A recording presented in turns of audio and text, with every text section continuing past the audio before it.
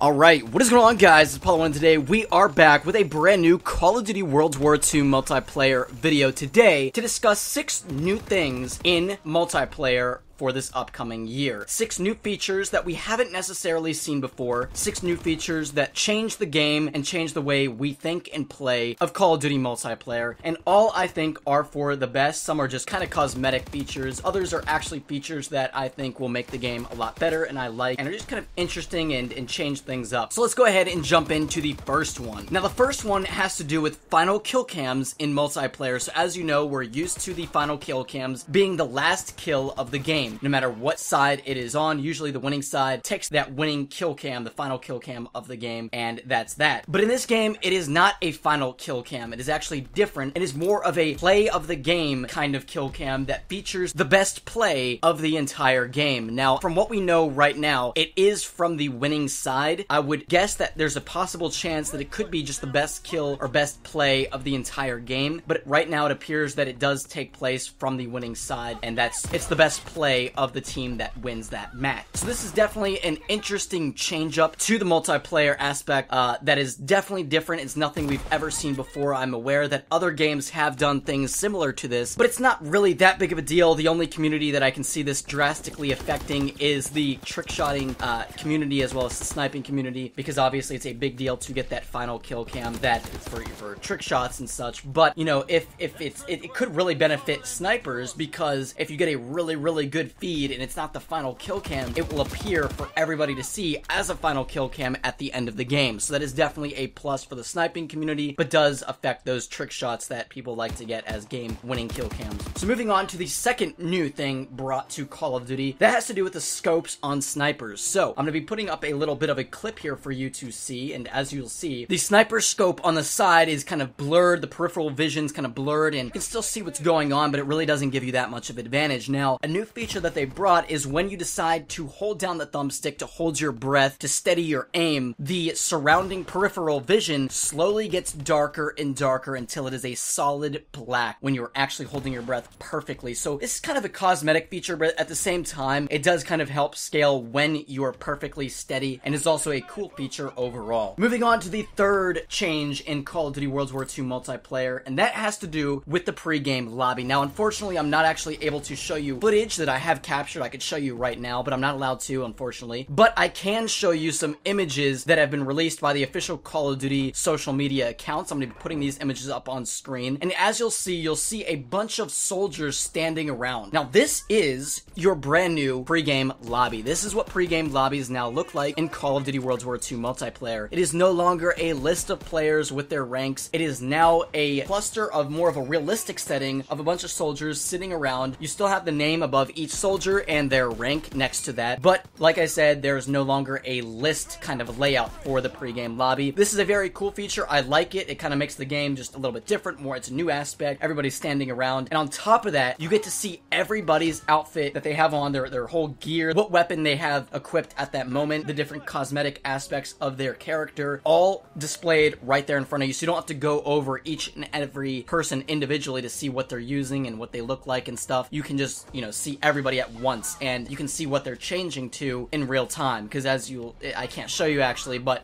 in these pictures, basically what's happening is each one of those characters is constantly changing because different players are switching to what gun they're going to use, what kind of class that they're going to use, and on top of that, what division, their cosmetic looks, their hat, whatever it might be, it's all kind of just changing simultaneously in that lobby. So that is your new and improved pre-game lobby. I want to know your thoughts and opinions down in the comment section below. It is kind of a cosmetic thing, but at the same time, it is very interesting, and I'd be interested to see what you guys think about it down in the comment section below. Moving on to the fourth change, the biggest change I would say, and that is the way the class setup system works. There is no longer a pick 10 or pick 11 or anything. There's no system that is in place as of now. There is no really create a class either. It's completely different. We have our 5 divisions now, and those divisions basically act like the 5 different categories of weaponry that we usually use. Usually we say, well, are you a fan of the SMGs or the assault rifles? Are you, do you use assault rifles the most, or are you an LMG LMG or whatever it may be, there's now actual names for these different classes, basically. They don't really say that, but that's basically what it comes to. Infantry is our first, that's basically our assault rifles. Airborne is our next, those are basically our SMGs. Armored is basically your LMGs. Mountain is the snipers, and then Expeditionary is your shotguns. Those are your 5 different class divisions, and each one of these have different abilities to them, I should say. I'm not going to read all of them. There's going to be a video on this separately, so look forward to that where I really go into detail on how exactly the system works. But here's one thing I want to add. For an example, infantry, its division skill is the bayonet charge, so it has kind of a special ability where you basically, it's a special training on the use of the bayonet, makes infantry riflemen a threat at all ranges. While sprinting, press R3 to activate, and you will literally run into your enemy with a bayonet and stab them. Very cool feature and good at close range combat. And then division training, you have infantry 3, which is 2 extra attachments on primary weapons and 1 attachment on secondary weapons. And then each one of these divisions has different features to them, but like I said, there'll be a video on this separately. So this is kind of how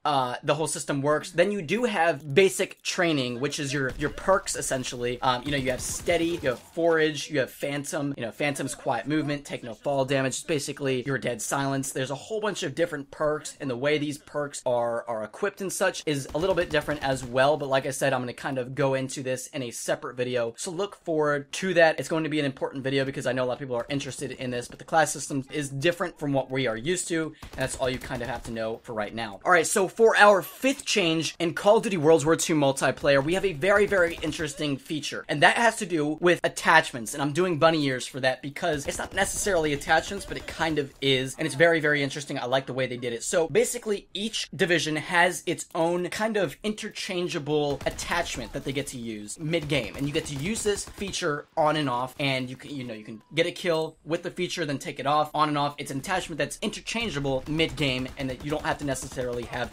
equipped. Just by using that division, you get it. So for an example, infantry has a bayonet charge as their special ability. You hold down R3, you run towards a guy, and you use a bayonet, and you'll stab him. Very effective feature for mid-game engagements that is also good in close quarter fights as well. Then for the airborne division, this is the most interesting one. There is a suppressor feature that you literally take your suppressor on and off mid-game. So let's say there's an enemy UAV up, and you don't really need your suppressor because they have a UAV. You go ahead and take that suppressor off, you run around, you get that extra damage. When they don't have a UAV, like let's say in the beginning of the game, you can kind of flank all the way around into the back of the map. They don't have any UAV up, you have that silencer on, you mow down the enemies, you get a bunch of kills, you get yourself a UAV, whatever it may be. You can basically take off and on your silencer mid-game whenever you want. I have some gameplay showing you that in the background. Then for armored, there's a bipod skill feature. This is basically protect your territory by mounting your machine gun mount on ledges and while prone for less recoil. You just press left on the D-pad to do that. Then for mountain, there's sharpshooter, which I already talked about. It was kind of that feature on scope for snipers. You hold down L3 and you hold your breath. That's kind of a feature that we've seen before in Call of Duty. And then finally, we have incendiary shells, which is literally being able to change the type of shell you're using, the type of round, mid-game. So instead of just using regular shells, you can switch on incendiary shells, which are basically burning enemies. It sparks a flame and it burns the enemy to death. It gives extra damage and is very, very effective. Press left on the D-pad to do that as well. So these are kind of new attachments, I want to call them, that come with your division. So like, let's say airborne, you don't have to worry about putting on a suppressor for that feature because you can just use it whenever you want. But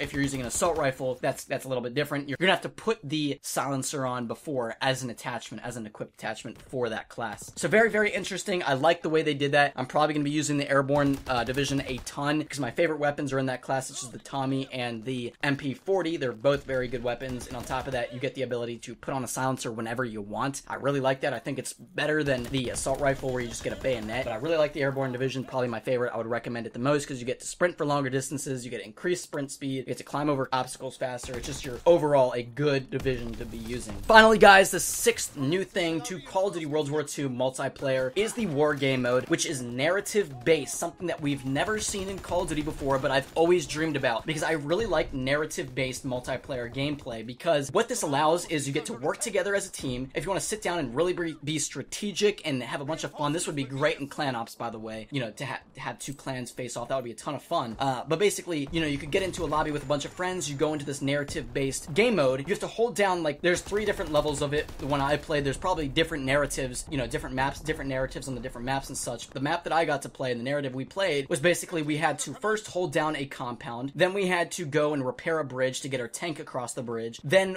the final stage was basically capturing like an outpost or something at the very end. And it's very, very fun. It takes a long time. The games can be up to like 20-25 minutes, I believe. It is very, very fun and very challenging, and I love it. It's great. Now, one interesting thing is I noticed that deaths do not show on the scoreboard, and this kind of is hinting at possibly not having this count towards your KD. The kills and deaths you get in it might not count. Maybe the kills do, but that doesn't make sense really. But I don't know why else they wouldn't show the deaths, because I feel like this is a game mode that they really want you to be focused, not on how well you're doing with kills and death, but they want you to focus on the objective of the actual game. So there's an example for the bridge. When you go out for the bridge, you're gonna die non-stop, like over and over. Building that bridge, it's wide open. The only protection you get is through smoke grenades. So I feel like they want you to, as a team, they don't want people to, you know, expect their teammates to go for the bridge constantly, because they're gonna die a lot. And then if you got a bunch of people that don't want to die a lot, then nobody's gonna repair the bridge, and it kind of destroys the whole point of the game. So I feel like they remove those deaths, and removing those deaths means that it's not gonna count towards your KD. That's what I got from it. I'm not exactly sure if that's the case, but it's gonna be interesting to see. The war game mode, guys, is absolutely fantastic, and I think you will like it a lot. It's a lot of fun to play, especially with your